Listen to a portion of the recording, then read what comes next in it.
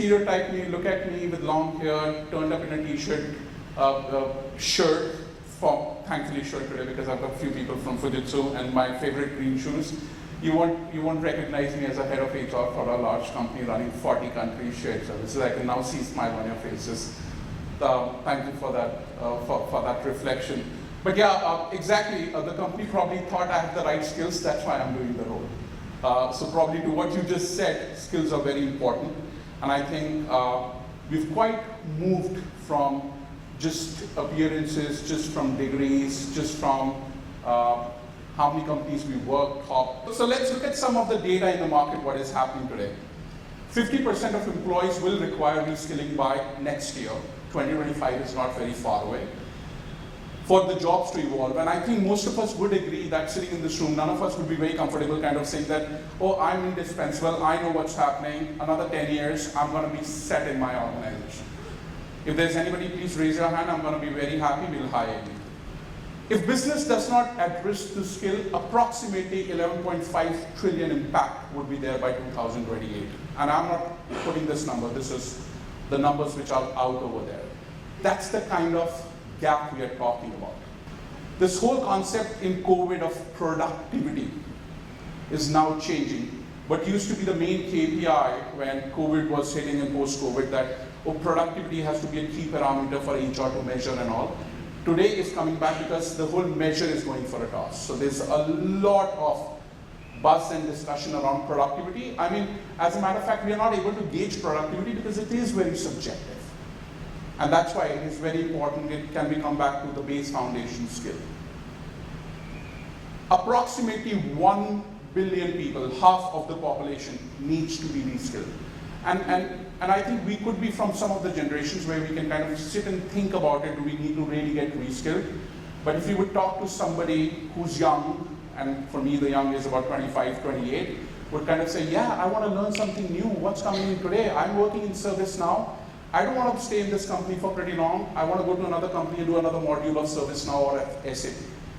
They want to learn, and that has to be a part of our DNA. And largely, the favorite question what most of the people who will interview me and ask me, what are the skills we are looking at? And I think at times, I just don't find that question relevant because most of us as HR guys, even with technology guys, you can predict 1 year, 2 year, but you can't just keep on saying that programming language, STEM, and other things would kind of be there for a very long time. The shelf life for a skill, hot skill, is 1 or 2 years because it keeps on changing. And I think as HR professionals and learning and development professions, that's what we hear every day when our customers talk to us.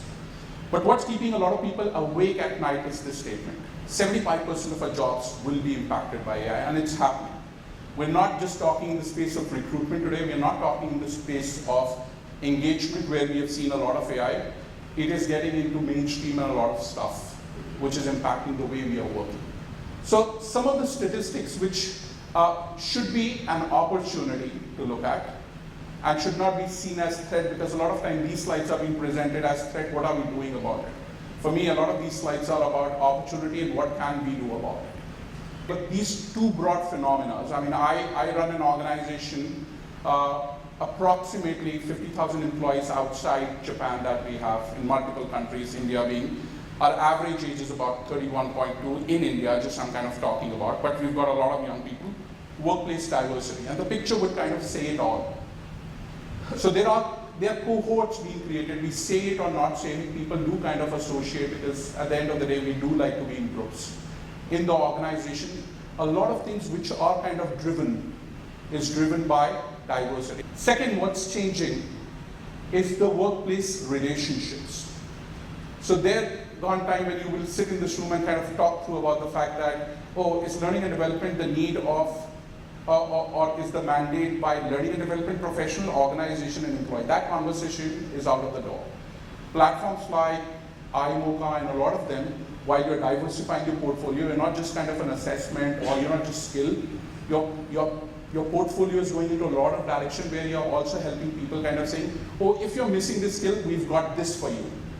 Or if you got 18 out of 60 and your score is bad, we can recommend you 5 courses.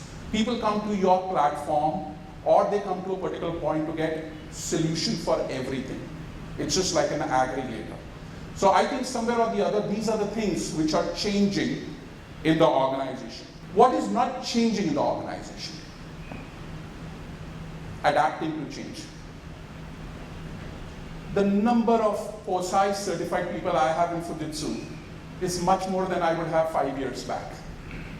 Why? Because to make this change, which happens now every 2 years, we need a lot of change agents. If technology is changing every 2 years, the work shift is happening, you need agents. Gone are the days when you will typically talk about, oh, few people will be change champions and do it. Everybody has to be a change champion. However, there is a resistance. Toxic work culture. 10 minutes into the job, I don't like it, I'm going to throw in the towel, I don't want to work. How do you deal with that particular situation? Skill gap, which is the topic today. While we talk about lifelong learning, skill gap, how do you bring people to learn skill? Because a lot of time people kind of typically what they talk about, they say, you know what, I'm not going to spend 6 months here learning about the skill, why don't I find a job outside and switch?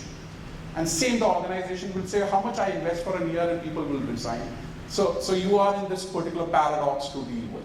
So these are some of the things that we are experiencing as an organization or as an industry that we are seeing, where typically people would kind of be averse to change, kind of get impacted by the culture because we are human beings. And then last but not the least, we're still figuring it out what are the right skills for us.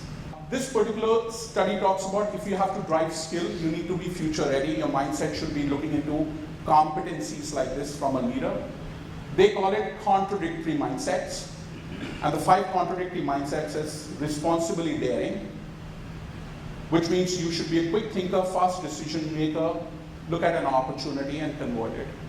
Ruthlessly caring, which should be, you should be inspiring innovation, but should be determined to have a human connection. Ambitiously appreciative, you should be motivating people, but also keeping in mind the integrity and driven towards result. Politically vicious, genuine, high on integrity, should be able to influence, and confidently humble. Saying that for something like skill-based culture or skill-first culture, what you need to typically do is need to be somebody who's looking at holistically from a culture perspective and behavioral perspective. Interesting question is how difficult has it been to convince business stakeholders, etc., to be able to start putting this mindset of skill first, rather than the regular way of boundaried organization, so to speak. Skill first requires a lot of cross boundary as well. How have you found it? Have you found it easy? Have you found it difficult? How have you been able to succeed? Yeah, interesting. I thought if you would have slightly asked me a different question, how did you survive in the role with long hair and jeans and t-shirt? That would have been difficult in a Japanese company, but I'll kind of, yeah, it would have been. You stand in a forum, you represent an organization. I'm very clear, the 2 things that work for me. I speak data, and I then kind of commit results. So we say, it's a very individual personality trait, and I would not say it will fit all, so just don't take my advice and do it tomorrow. You may be reskilling yourself, so something else. The fact that we need to have this conversation in the room is to kind of go and say, look, what do you want? What do you want? You want lower attrition, better skilled people at lower cost, get the attributes, then probably say what kind of a mapping of audience you have, what is the gap, and what we can do about it. So I'm just giving you a very simple example of how we kind of tap into these 4 areas and kind of have the conversation.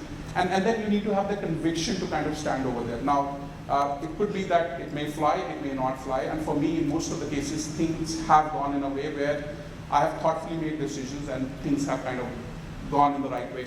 I'll give you a very simple example around on learning. And my school of thought for learning is just open it for all. We were the first one when ServiceNow, this is about 7 years back when I was heading the HR. I moved out of learning and development, and this would be, you would be able to relate. ServiceNow was a concept that a lot of people didn't hear, and my learning and development head, she took it over from me. I went into head of HR role. She said, you know what, we've got 700 people on bench. Suppose ServiceNow be training kara dete. And I'm like, why do you want to do this? And she's like, look, I've done research, here's the research, ServiceNow is coming, there are no market leaders in terms of ticketing and blah, blah, blah stuff. And irrespective of ERP, this will kind of fit in pretty well, and they're cost effective. And they're giving free vouchers. So we kind of work through that model, and ServiceNow is a partner and getting recorded, free fame for them. We've got 700 people, and I was sitting with business, and business is saying, fire kar do. Rakhna kyun hai? Why are you kind of putting a 3 months into training? I said, you know what? Even if you get 50% billability, you go and sell it. Your job is to sell it. You don't ask me what I do. After 3 months, if it doesn't happen, I'm answerable.